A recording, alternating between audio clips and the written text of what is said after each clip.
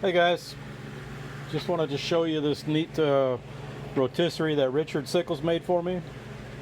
It's it's kind of a handmade piece. He did it, up there in Alabama, but it's really basic basic piece, but it really works well.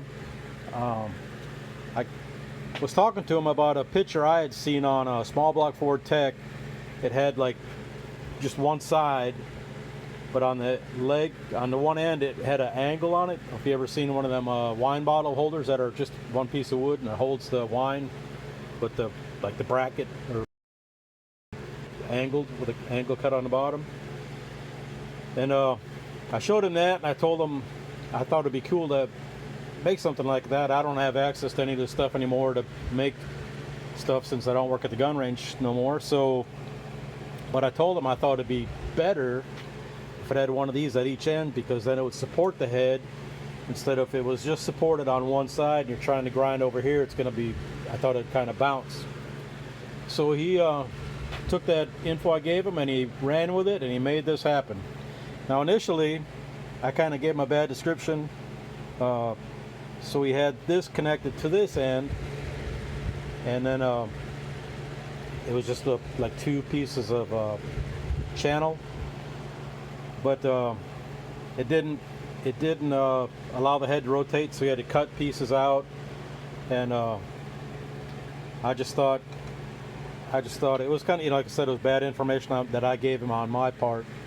So I cut that off, and then I got this piece of one piece of angle iron or steel at my work. They were doing a project there, and they were pretty much done. So I didn't think they would need that. So I got that, cut it in half, and then I welded it. And just to clarify, this thing and these welds right there, those are done by guys with a good equipment who know what they're doing. These welds here and these are done by me with a welder that's not big enough to weld that heavy of metal. So, but it's it's solid. It isn't gonna bounce, and it's really stable.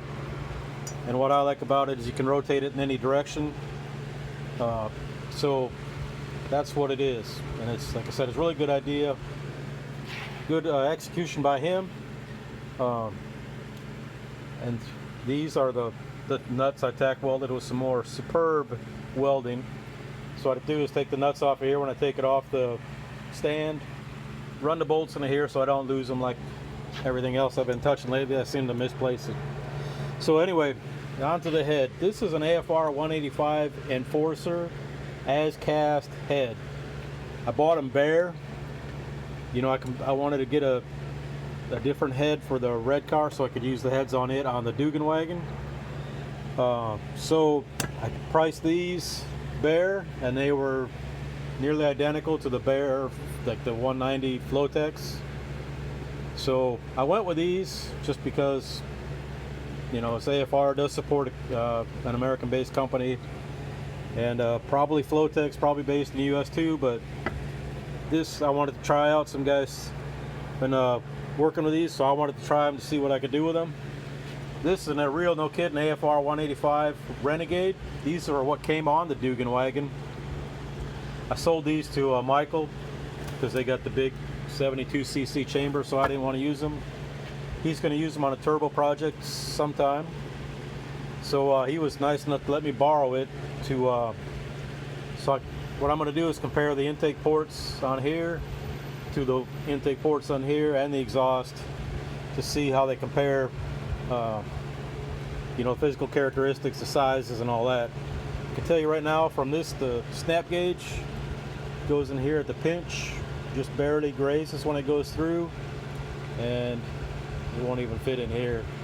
So that's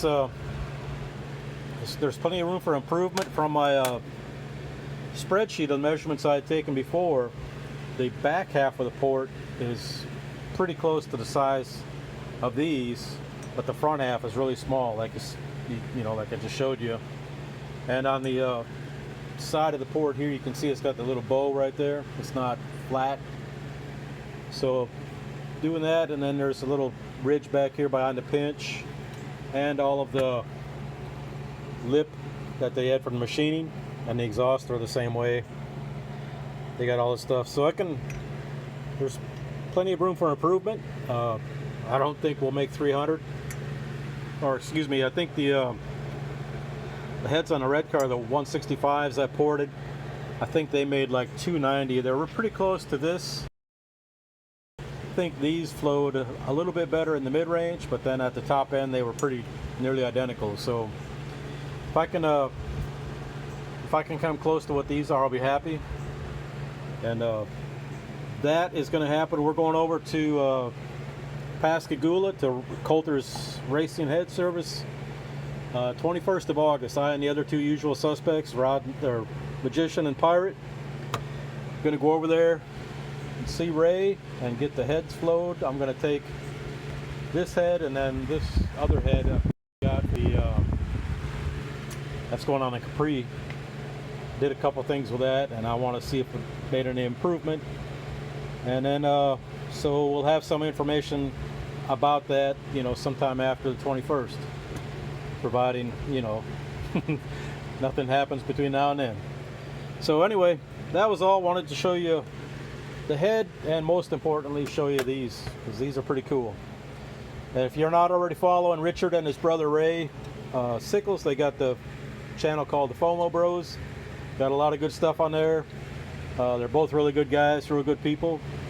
As you've seen in some of our dyno videos, Richard, he's from up in northern Alabama, but he drives down for the dyno days. I don't think he's missed one since we got together. He drives down, like I said, from northern Alabama, so he leaves the house at like 2 or 3 in the morning to drive down to be down at the dyno day with us, and then he down there the whole day, talking smack, running the gambling pool with the dyno results, and going to Whataburger, and then he drives all the way back home that night. So he's a trooper. But again, a big shout out to him for making this happen. I really like it. So I wish I'd had it before, but we got her now, so that's the main thing. All right, fellas, appreciate your time. Later.